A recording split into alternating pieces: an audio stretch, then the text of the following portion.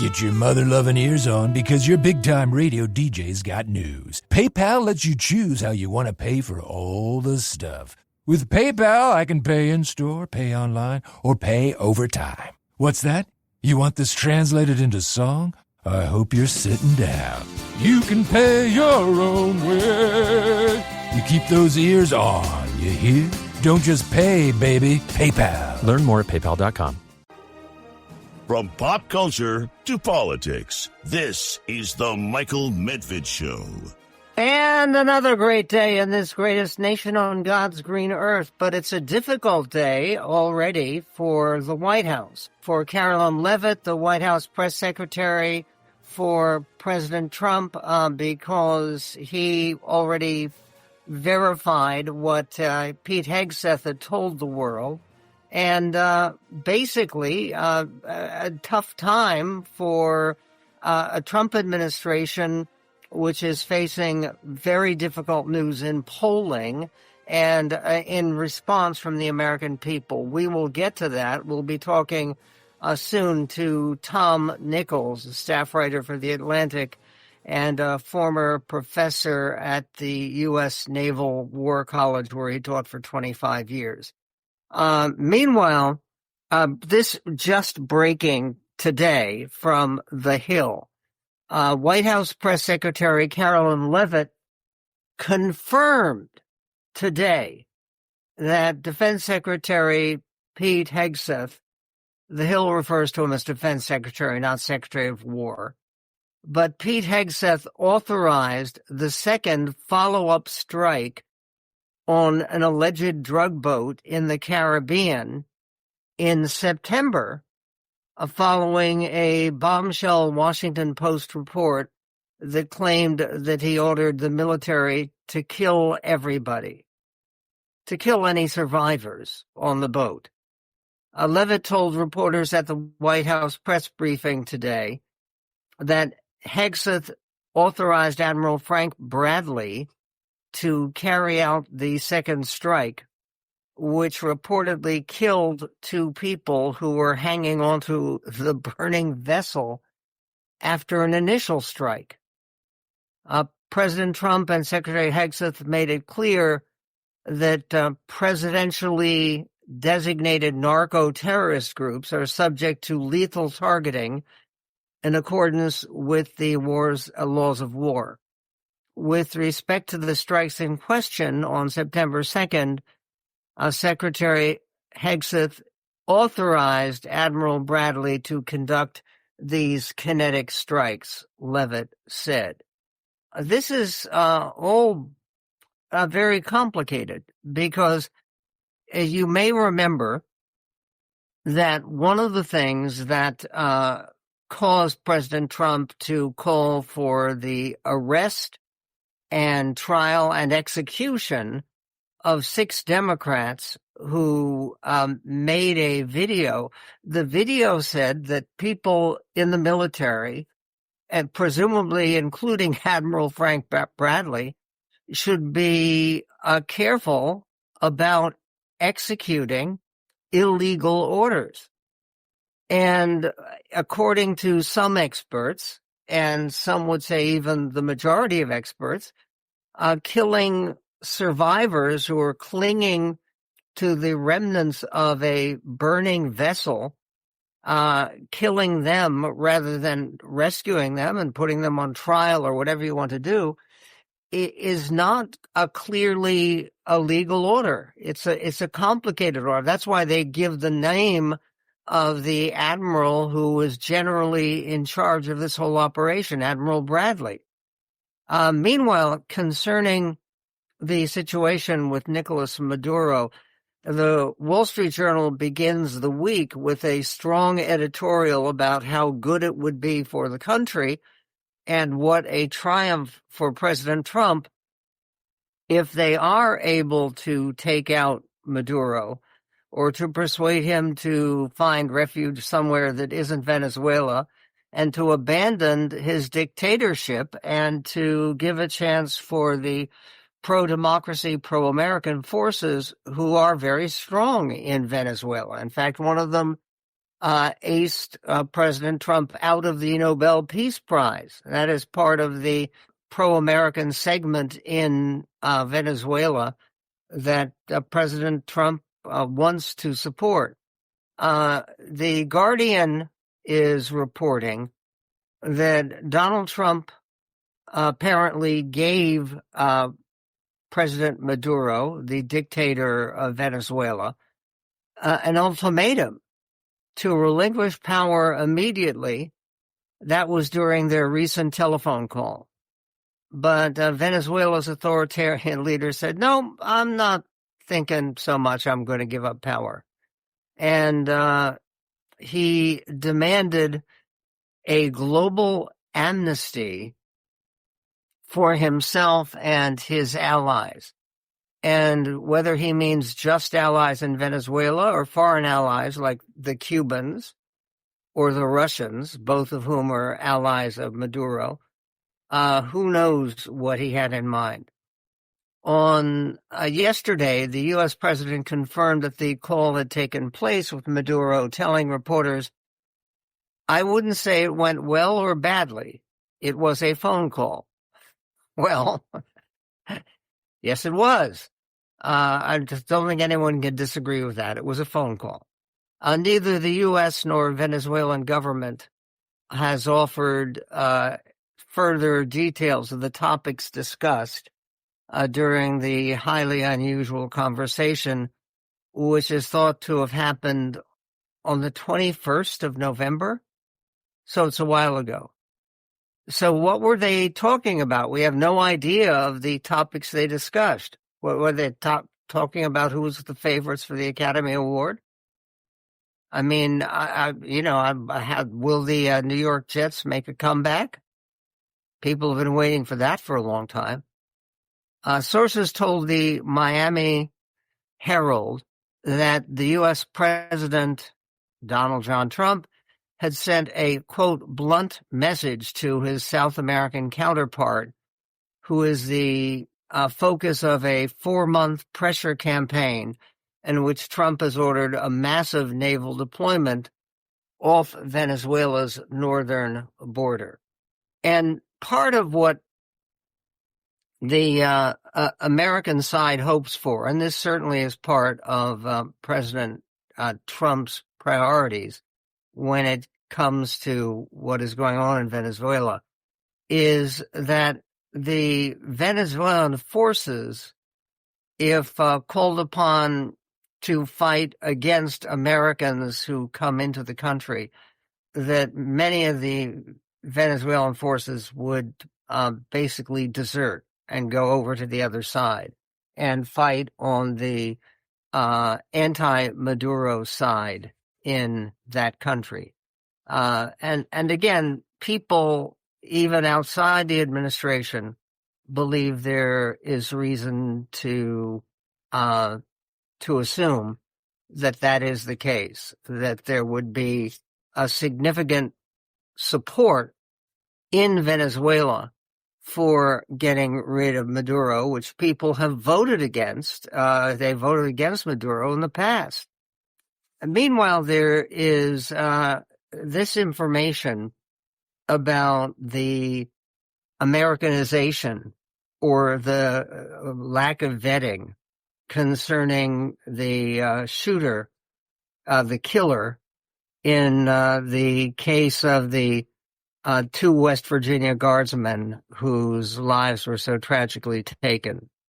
The killer was named Lakanwal. Patel, Kash Patel, the head of the FBI, said that Lakanwal, who had worked with U.S. government forces during the U.S. war in Afghanistan, was improperly allowed to enter the U.S. because, quote, the prior administration made the decision to allow thousands of people into the country without doing a single piece or background checking or vetting.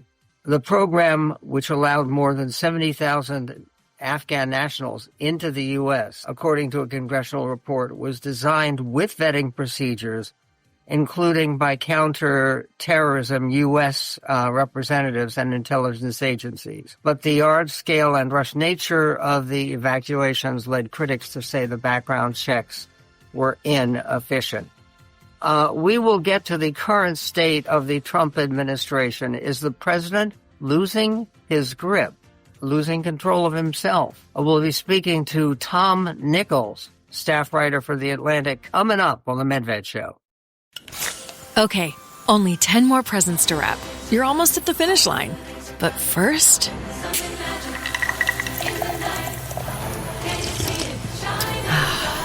there, the last one. Enjoy a Coca-Cola for a pause that refreshes.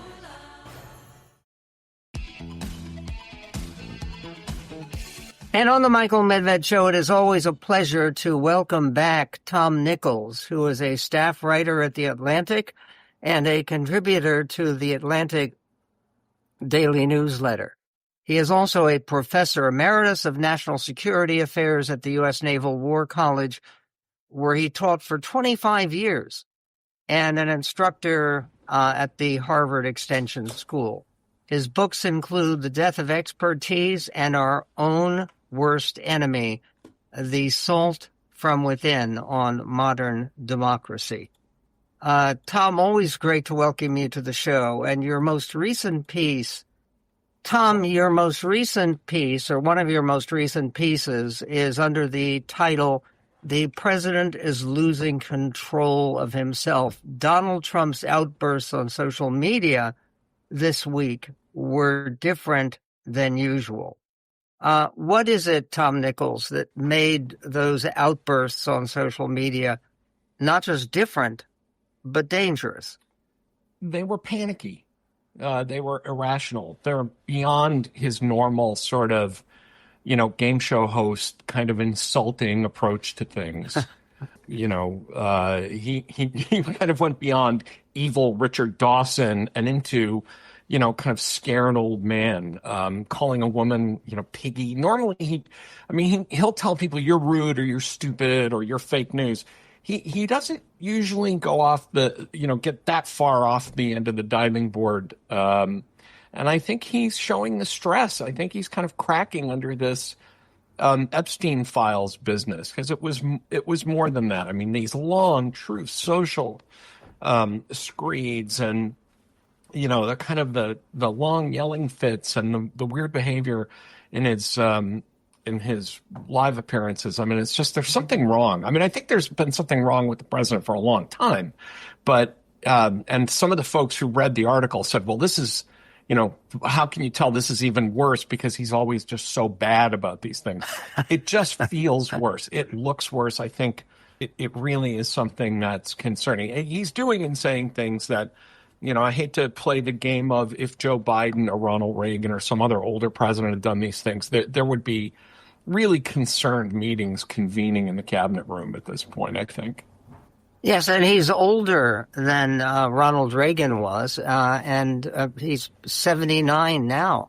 Mm-hmm. And one of the things that you highlight in your article in Atlantic, which is very useful and very alarming, is the president actually calling for the execution of 6 members of Congress. Yeah, and that was... you have the president of the United States saying they should be arrested, presumably tried, though he didn't mention that. They should be arrested and executed. Where's that come from? And for sedition. And then he says, which of course carries the death penalty.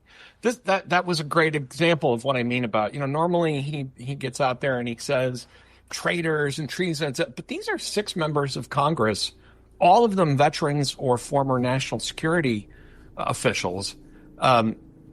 And he just goes off the deep end, tweeting, posting one post after another. Bill Kristol and Andrew Egger the next morning said, it seemed like the president didn't sleep well the night before, because this was just on his mind and he just kept. But, you're talking about taking members of Congress and executing them for saying something that is completely unremarkable.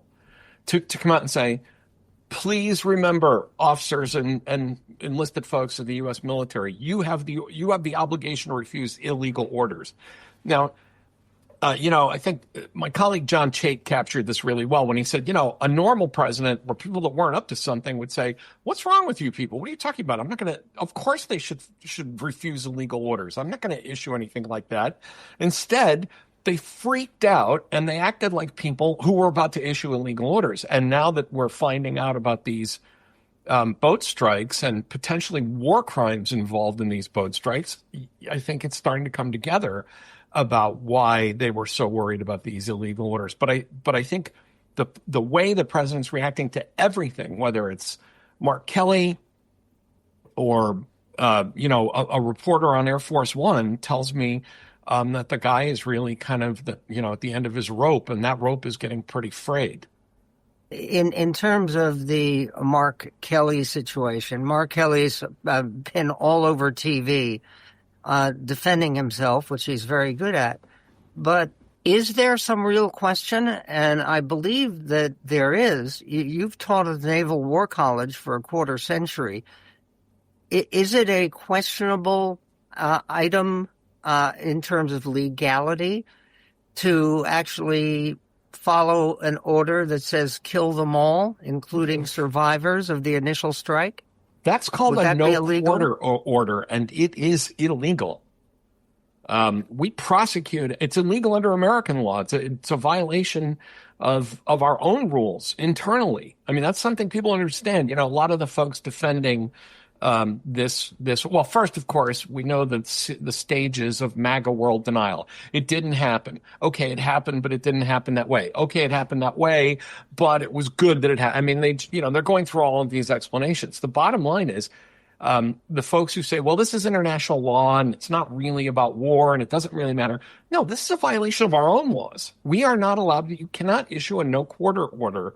And I want to point out that we prosecuted Japanese and German officers for exactly this. Yesterday, November 30th, was the 80th anniversary of the execution by firing squad of a U-boat commander named Eck, who sank a Greek freighter and then to hide the damage, just destroy everything and kill the survivors and, sink the rafts and all of that. And he was tried and executed by the British and by Allied authorities for doing that.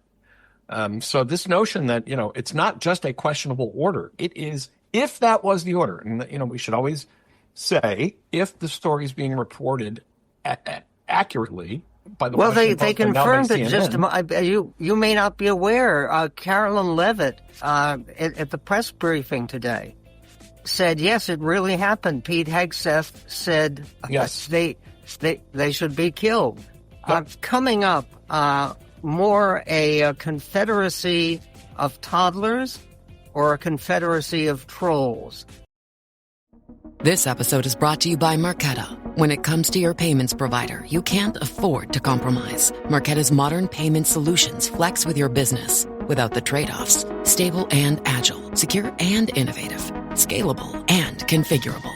If they say you can't have it all, don't believe them. Your business demands more. Choose a payments provider that delivers more. Choose Marqeta. Visit marqeta.com/Spotify to learn more. Okay, most people would agree that small children, toddlers, should not be allowed to play with dangerous weapons. Would that include nuclear weapons? Well, yeah. I would think so. There's actually a piece by Tom Nichols, our guest. Tom Nichols is a staff writer at The Atlantic and a contributor to the Atlantic Daily Newsletter. And he taught for 25 years at the U.S. Naval War College. Okay, Tom, you have a column that talks about a confederacy of toddlers, the subheading, "The Trump Administration is a Regime of Troubled Children." And this goes along with the president wanting to resume nuclear testing or something.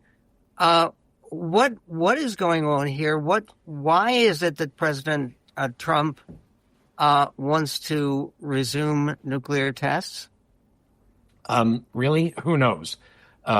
He apparently heard or was told or saw on TV, which is really how the president gets his information, apparently, that Vladimir Putin had just tested a new nuclear weapon, a nuclear cruise missile, and Putin was bragging about it and talking about this nuclear cruise missile and this nuclear torpedo that could cause tsunamis and all this kind of, Dr. No kind of stuff, this sort of specter evil plot, flooding Britain with nuclear tsunamis and all that. And apparently he said, well, fine, if they're going to do it, then we have to do it because I have to have the biggest and best of everything. Because it's a house of dynamite, right? Well, pardon? And it's a house of dynamite. And that's a popular movie. From the recent Catherine Bigelow film, which I highly recommend, which I saw as it was being created. It is a house of dynamite. But the problem is Trump doesn't understand what he's ordering. We do test nuclear weapons. We just don't test them explosively. We don't do actual explosions of nuclear weapons. We're pretty sure. Look, this technology is 80 years old. We're pretty sure we know how to make uranium explode. What Trump was talking about and got it into his head somehow that we're going to start exploding nuclear weapons again, which would be really a bad idea on so many levels. But we do test our nuclear weapons. The Russians haven't tested a nuclear weapon and an explosive test since they were the Soviet Union. Their last test was in 1990. So we actually have a much bigger database of test data because everybody by the mid-90s had pretty much stopped doing this except for, of course, North Korea. So it beats me. But when I wrote a Confederacy of Toddlers, I was talking primarily about the people around Trump as well, who are all acting like kind of, pissy fifth graders. When Carolyn Levitt was asked who decided, because there was going to be a summit between Trump and Putin, except for Hungary, which of course fell apart because it was a bad idea to begin with. But when a reporter asked Carolyn Levitt point blank, whose idea was this to do this in Hungary? Because for historical reasons, Hungary is kind of a sore spot for the Ukrainians. That's where the Russians and the Americans and the Brits hammered out an agreement that said, if you give up your nuclear weapons, we'll guarantee your security, or we will emphasize your security. We didn't actually guarantee it. And he asked this reporter asked this of Caroline Levitt, and she said, your mom did. As if like a your mom joke is a legitimate answer to a question about planning a summit between two nuclear armed superpowers. This is crazy. I mean, J.D. Vance goes on. I'm not going to repeat what he said because I guess this is a family show and we don't want to swear here. But, he called people a dip blank. And when he was asked about whether some of these actions in the Caribbean are war crimes, he said, I don't give a crap. These are not adults. This is important. These are important and grave matters of national security and national policy. And these folks are all responding and conducting themselves in public as if they're, talking smack at the local football game, between their two high schools. I mean, it's embarrassing, but it's also evidence that, it's moments like that where you say, look, who's minding the store? Who's running this place? Okay, that's the next question, which is that with a Confederacy of Toddlers, which toddler should have time out? Which toddler should be dispensed with by this White House? Should everything it be Pete Hegseth? Should everything it be rots from the Tulsi head. Gabbard? Pete Hegseth, everything rots from the head. I mean, they're all emulating the swagger and the vulgarity and the crassness of the president of the United States. In my opinion, the most dangerous among them is, of course, Pete Hegseth, because he is the independent authority to move military forces around and to do very dangerous things with American military power. And of course, the president and the vice president are elected. The only way you're going to get rid of them is through an election. But people like Hegseth and Caroline Levitt and others, they're appointed. How about Robert Kennedy? He's not going to get rid of them. How about Robert Kennedy? Robert Ready Kennedy's to go? Extremely dangerous, extremely weird. I am trying not to read any more of the stuff about him and Olivia Nuzzi. I just can't. I'm sorry, Michael. I know I used to be a professor, and now since I've joined the ranks of journalism, I know I'm supposed to read this stuff and keep up on it, but I'm an old man, and I don't have a high tolerance for being, for ick, being squacked out. He really is, aside from all the kind of gross stuff, he's just dangerous. Texas has already had kids die from whooping cough. Now, when you and I were kids, that was something we worried about. Nobody's had to worry about whooping cough for decades. But this is all, these are people that don't take their jobs seriously. I would say Kennedy takes his job seriously in a very kind of crackpot way, but these are not serious people. And running a superpower requires very serious people. But yes, unserious people can lead to very serious consequences. There have been several reports that Trump is considering some kind of cabinet shakeup of his inner circle. But Susie Wiles is a name that also appears on the list, and she hasn't attracted as much negative attention. I guess my question about Susie Wiles is, what is she doing? John Kelly at least tried when he was chief of staff to stop all of this, random kookiness from getting out of hand. You wouldn't even know the president has a chief of staff, which maybe is just the way he wants it. Maybe, I don't know Susie Wiles. I haven't interviewed her. My guess is she stepped back and said, there's nothing in it for me to tell the president not to do these things because A, he's going to do them, and B, then he just fires me anyway. So I think they're all trying to stay out of the eye of Sauron, Michael. And meanwhile, not to follow the path of Marjorie Trader Green, or is it Marjorie Trader Brown, as President Trump would style it? Tom Nichols, his most recent pieces, which are fascinating and entertaining and informative and important, are posted at our website at michaelmedved.com. The president is losing control of himself, a confederacy of toddlers, and Trump is very confused about nuclear weapons. We had the opportunity to speak to Tom Nichols about all of those subjects. Meanwhile, the latest with the Ukraine peace talks, which are supposed to be moving forward today, we will get to that and more. Medved. And here on the Michael Medved Show, there is new news, and it's fairly big news, from the Gallup Association, the Gallup.com, the people who run the Gallup poll. And they just announced today that President Donald Trump's job approval rating has fallen 5 percentage points down to 36%, which is the lowest of his second term, while disapproval has risen to 60%. That's 60% of all respondents say they disapprove of the job that Trump is doing.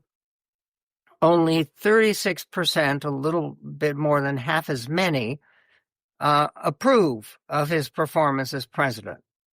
The latest decline follows 3 months of stability, with 40 to 41% of Americans expressing approval of Trump's handling of the presidency.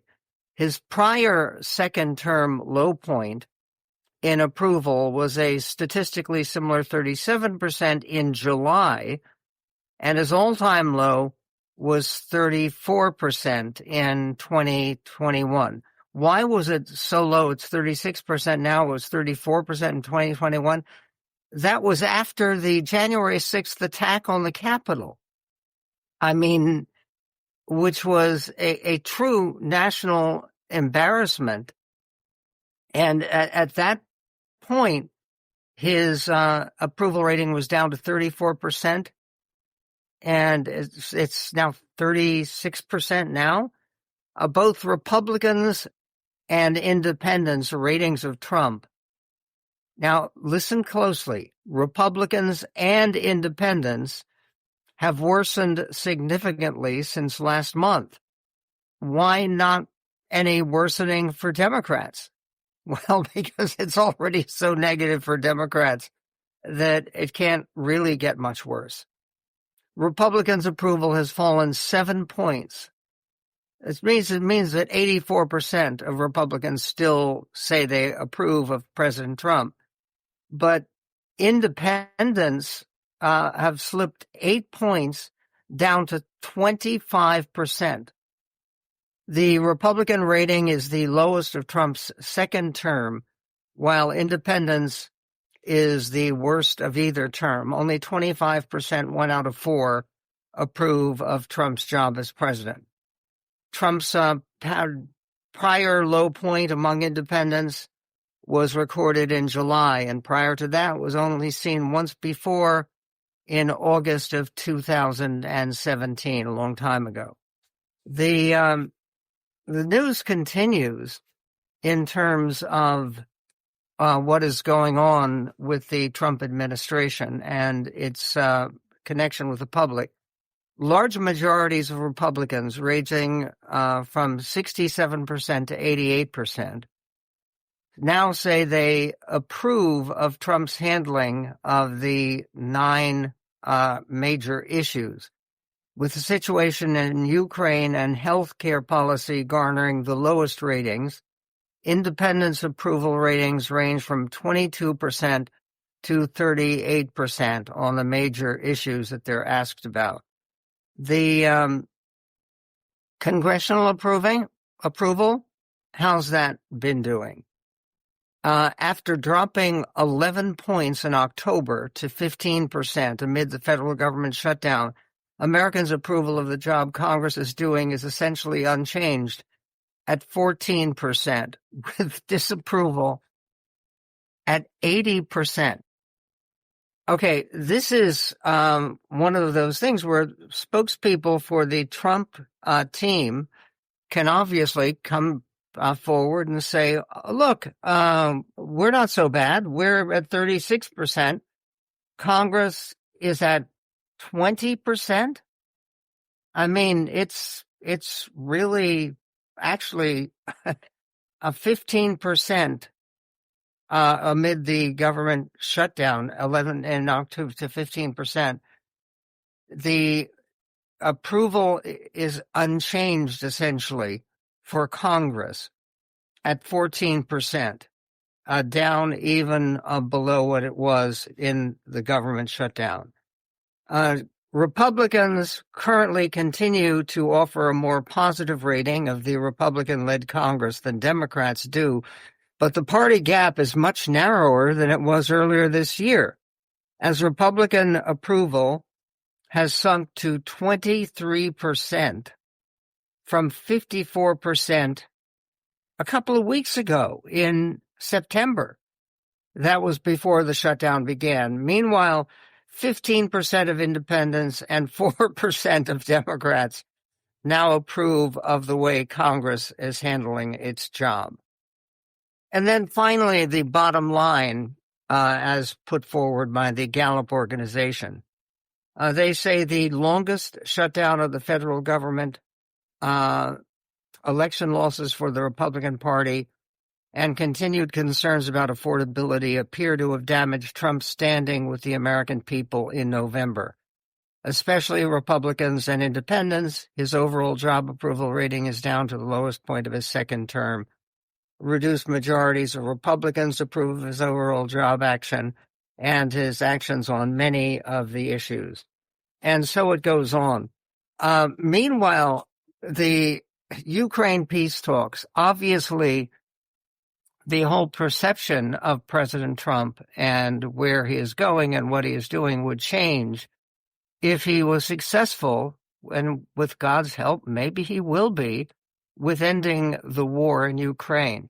The U.S. is sending, according to CNN, Special Envoy Steve Witkoff to Moscow today as President Trump says a deal to end the Russia-Ukraine war could be close. Over the weekend, Trump expressed optimism about the peace talks, saying there is a good chance an agreement can be reached soon. However, Secretary of State Marco Rubio is sending a more cautious message. He said yesterday that there is more work to be done, casting the peace talks as delicate and complicated, with all those thousands of lives already lost. Rubio added that officials are not only working on terms to end the fighting, but also in terms that will set up Ukraine for long-term prosperity. And there is this also, and it's one of those things that is mysterious to me. Why does President Trump feel the need to pardon people for white-collar crimes? There's today a story that has puzzled a lot of people. President Trump has commuted the prison sentence of former investment manager David Gentile, who was convicted of defrauding investors, the latest in a series of clemency actions Trump has taken in white-collar criminal cases. Gentile, who had reported to prison on November 14th, so he'd only been in prison for, 2 weeks, had been the CEO and co-founder of GBP Capital, which had raised $1.6 billion in capital to acquire companies in the auto, retail, health care, and housing sections. He had been sentenced to 7 years in prison. He served 2 weeks after an August 2024 conviction for his role in what the Justice Department described as a scheme to defraud more than 10,000 investors by misrepresenting the performance of 3 private equity funds. Why does somebody like this get off the hook with President Trump? It's fairly unclear.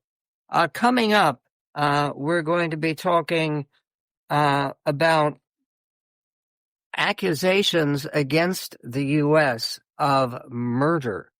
Accusations from where? From President Nicholas Maduro and from Venezuela. We will also be talking about an aspiring president and a United States senator who finally has done something he never did before. What is it? Getting married.